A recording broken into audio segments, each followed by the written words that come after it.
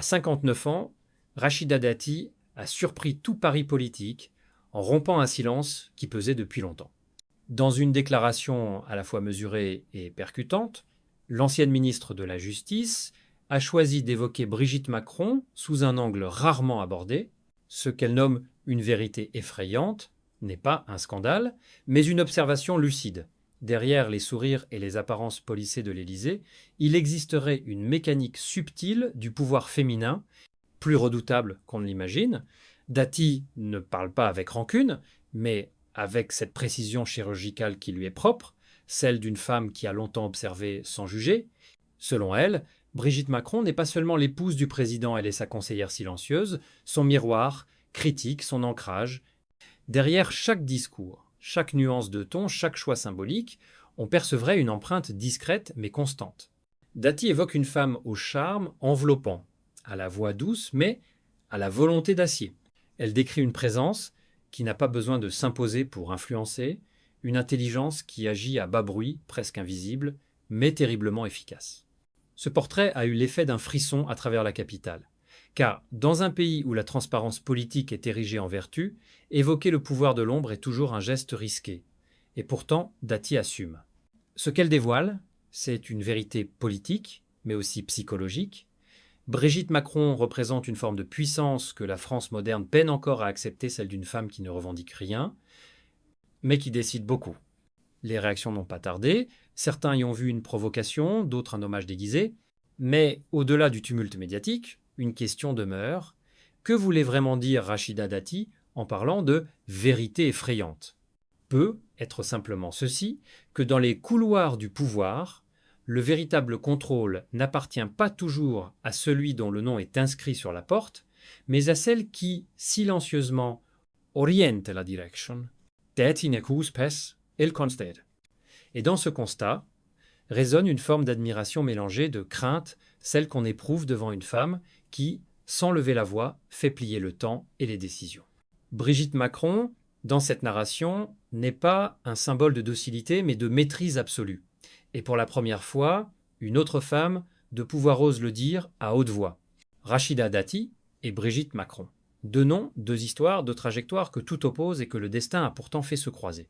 La première, née en 1965 à Saint-Rémy, issue d'une famille ouvrière d'origine maroco-algérienne, a conquis à la force du poignet un monde politique souvent hostile aux femmes venues d'ailleurs. La seconde, née Trogneux à Amiens en 1953, fille d'une bourgeoisie provinciale cultivée, a grandi dans le confort des lettres et de l'enseignement, avant de devenir, bien malgré elle, la figure la plus observée de France.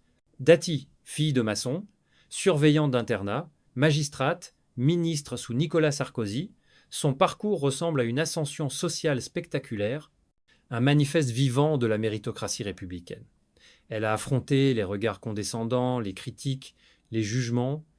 Son franc-parler, souvent perçu comme de la provocation, est en réalité un bouclier forgé par la nécessité de se défendre dans un monde d'hommes. Sa force, c'est la parole.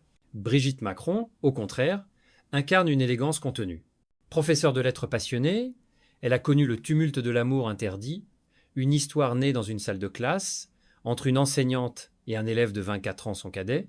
Ce récit, devenu légende, a transformé une femme discrète en symbole de transgression douce, de fidélité absolue et de courage affectif. Quand Emmanuel quitte Amiens pour Paris, il lui promet de l'épouser, promesse tenue en 2007. Depuis, leur couple est devenu une énigme nationale, oscillant entre admiration et controverse. Lorsque Dati et Brigitte se rencontrent dans les cercles politiques, deux univers se frôlent, celui de la conquête par l'effort et celui de la légitimité par la culture. L'une incarne la volonté, l'autre la grâce. Pourtant, derrière ces différences se cache une même détermination, survivre dans un espace public où les femmes doivent constamment justifier leur place. Dati, observatrice attentive, voit en Brigitte une force tranquille.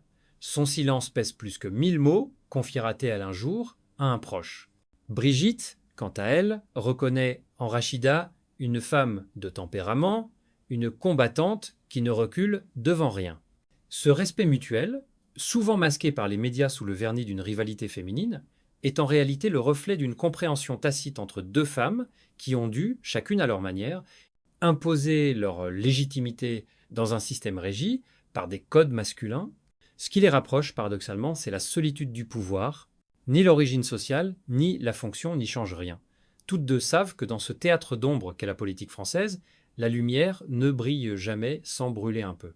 Et c'est peut être cette brûlure commune qui, silencieusement, les lie depuis toujours. Brigitte Macron ne crie jamais, elle murmure, et tout s'ajuste autour d'elle. C'est ainsi que Rachida Dati décrit l'influence invisible de la Première Dame, un pouvoir qui se déploie sans signature ni décret, mais qui façonne pourtant la respiration même du palais présidentiel. Depuis 2017, l'Élysée a appris à composer avec cette présence délicate, attentive et redoutablement stratégique. Brigitte, selon plusieurs témoins, ne cherche pas à gouverner, elle orchestre. Son bureau, officiellement dédié aux initiatives sociales et culturelles, est devenu, au fil du temps, un point de passage incontournable. Artistes, diplomates, conseillers y trouvent une oreille patiente et une parole juste. C'est pas le lieu des ordres, mais celui des orientations. Elle ne décide pas, elle oriente, a confié un haut fonctionnaire. Et c'est précisément là que réside sa force, dans cette influence qui se glisse entre les lignes. Rachida Dati, habituée au couloir du pouvoir, observe cela avec fascination. Elle y voit la démonstration d'un leadership féminin atypique, celui qui ne revendique pas le pouvoir, mais le modèle. Brigitte Macron a compris que le secret de la longévité politique n'est pas d'être au centre, mais d'être indispensable. Elle connaît les mots qui apaisent Emmanuel, les gestes qui calment la tempête. Pendant les crises gilets jaunes, pandémie, réforme impopulaire, elle a toujours été là, loin des caméras, rappelant au président la promesse initiale de faire de la politique humaine. Pour Dati, cette constance est à la fois admirable et inquiétante. Admirable parce qu'elle démontre une maîtrise rare de soi. Inquiétante parce qu'elle brouille les frontières entre affection et pouvoir. Où finit l'épouse, où commence la conseillère? Dans cette zone grise, Brigitte Macron règne. Son influence n'est pas écrite, mais elle s'impose comme une évidence tacite, presque naturelle. Certains journalistes parlent d'autorité silencieuse, d'autres de magnétisme discret, mais derrière les formules se cache une réalité politique. Rien d'important ne se décide sans que Brigitte en soit informée. Les ministres le savent, les conseillers aussi. Cette écoute active, doublée d'une empathie feinte ou sincère nulle, ne le sait vraiment lui confère un poids moral considérable. Dati, loin de diaboliser cette présence, il lit le signe d'une mutation du pouvoir, le passage du commandement vertical à l'influence horizontale. Dans un monde saturé de paroles, celle qui se tait finit par régner. Et dans ce silence parfaitement orchestré, Brigitte Macron a bâti sa souveraineté. La rivalité supposée entre Rachida Dati et Brigitte Macron a souvent fait les délices des médias, mais la vérité est bien plus nuancée. Ce qui lie ces deux femmes, c'est moins la concurrence que la reconnaissance d'une force identique exprimée par des voix opposées. Dati s'impose par la parole tranchante, le regard direct, la confrontation. Brigitte, elle, maîtrise l'art du silence et de la nuance. Deux visages du pouvoir féminin, l'un flamboyant, l'autre feutré, mais tous deux forgés par la nécessité de survivre dans un environnement qui pardonne rarement aux femmes leur intelligence. Dati a souvent dit qu'en politique, le pouvoir ne s'impose pas, il s'insinue. En cela, elle reconnaît en Brigitte une stratège accomplie. Car si l'épouse du président ne revendique rien, elle inspire tout. Elle n'a pas besoin d'occuper une fonction pour exister. Son regard suffit à orienter une décision, son mot à infléchir un discours. Dans l'ombre du pouvoir, elle s'est inventé un territoire que personne ne peut lui contester. Et pourtant, cette puissance douce dérange. Dans l'imaginaire collectif, une femme influente doit parler fort, s'affirmer, se battre. Brigitte Macron, elle, a choisi l'arme du calme. Ce contraste déstabilise, parfois agace. Dati elle-même en a conscience. On pardonne à un homme d'être stratège, jamais à une femme. Cette phrase, prononcée dans une interview télévisée, résonne comme une confession et un constat d'amertume. Lors d'un dîner officiel à l'Élysée en septembre 2023, plusieurs témoins évoquent une tension subtile entre les deux femmes. Dati, désormais ministre de la Culture, aurait glissé une remarque ironique sur la permanence du décor présidentiel. Brigitte, sans hausser le ton, lui aurait répondu d'un sourire glacial. La scène, c'est souvent l'endroit où les autres jouent. Ce court échange, d'une élégance froide, dit tout de leur rapport, une guerre de miroirs, polie, maîtrisée, presque théâtrale. Mais au fond, Dati ne cherche pas à nuire. Son regard sur Brigitte est complexe, parfois contradictoire, toujours lucide. Elle y voit une femme qui a transformé la vulnérabilité en autorité, le jugement en énergie, car Brigitte Macron a traversé les moqueries, les insinuations, les caricatures, sans jamais se décomposer. Dans ce monde d'ego, sa retenue devient un acte de résistance. Ainsi, la vérité effrayante dont parlait Dati ne peut être rien d'autre qu'une vérité humaine, celle d'une femme qui, sous le phare des apparences, a bâti une forteresse invisible. Et Dati, en la révélant, n'a fait que admirer la seule qualité qu'elle ne possède pas, le pouvoir du silence. Lorsque Rachida Dati aborde la question du patrimoine du couple Macron, elle déplace le débat. Ici, la richesse ne se compte pas en euros, mais en influence. En 2017, la déclaration officielle de biens du président faisait état d'environ 500 000 euros, une somme modeste comparée aux grandes fortunes politiques. Pourtant, dans les cercles du pouvoir, nul ne doute que la véritable valeur du couple réside ailleurs, dans ce capital symbolique que Brigitte incarne avec une précision d'orfèvre. Leur villa du Touquet, acquise en 2007, est devenue un sanctuaire. On dit que Brigitte y a installé une bibliothèque entière consacrée à la littérature française, son premier amour. Là, loin du tumulte parisien, elle lit, médite, écrit parfois. Dati, dans ses confidences, souligne ce paradoxe fascinant. Elle n'a pas de fortune spectaculaire, mais elle détient le trésor le plus rare, la confiance du président. Cette confiance, intangible, a la valeur d'un empire. À l'Élysée, elle agit comme un centre de gravité. Aucun projet culturel ou éducatif ne semble aboutir sans qu'elle en ait été informée. Elle s'implique dans la lutte contre le harcèlement scolaire, soutient les initiatives hospitalières, défend la transmission de la culture classique, tout cela sans jamais revendiquer un titre officiel. Ce rôle, flou mais essentiel, est une marque de son intelligence politique. Exister pleinement sans s'exposer. Mais cette posture a aussi ses risques. En 2023, une rumeur concernant des projets immobiliers autour du Touquet a failli ternir cette image d'intégrité. L'Élysée a rapidement démenti et les enquêtes ont prouvé l'absence de toute irrégularité. Pourtant, dans une France fracturée, chaque mot, chaque propriété devient symbole de privilège. Dati, lucide, le souligne. Quand tout repose sur une image, la moindre fissure devient un gouffre. Et c'est là que réside la fragilité du pouvoir silencieux.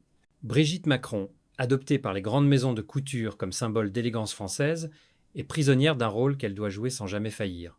Sa richesse, c'est cette image, polie, raffinée, maîtrisée, et c'est aussi son fardeau. Dati, en femme de terrain, le comprend mieux que quiconque. Ce qu'elle appelle vérité effrayante pourrait bien désigner cette tension. Le pouvoir féminin, quand il s'incarne dans la perfection, devient une cage dorée. Ainsi, la fortune de Brigitte n'est pas matérielle mais morale. Elle repose sur la loyauté, l'intelligence, la maîtrise de soi. Et dans un monde où tout vacille, cette stabilité la vaut plus que n'importe quel compte en banque. Les années ont passé, et malgré les polémiques, la relation entre Rachida Dati et Brigitte Macron n'a jamais cessé d'intriguer. Elles se croisent, se saluent, se jaugent parfois du regard, toujours avec cette élégance calculée qui caractérise les initiés du pouvoir. En avril 2024, lors d'un événement au palais de Chaillot consacré à la lutte contre le harcèlement scolaire, les caméras ont capté un moment suspendu, les deux femmes côte à côte, un bref sourire, un échange de quelques mots. Rien de plus, mais tout y était la reconnaissance, la distance et une forme de respect inavoué. Brigitte Macron, à 71 ans, continue d'exercer son rôle avec une rigueur presque chorégraphique.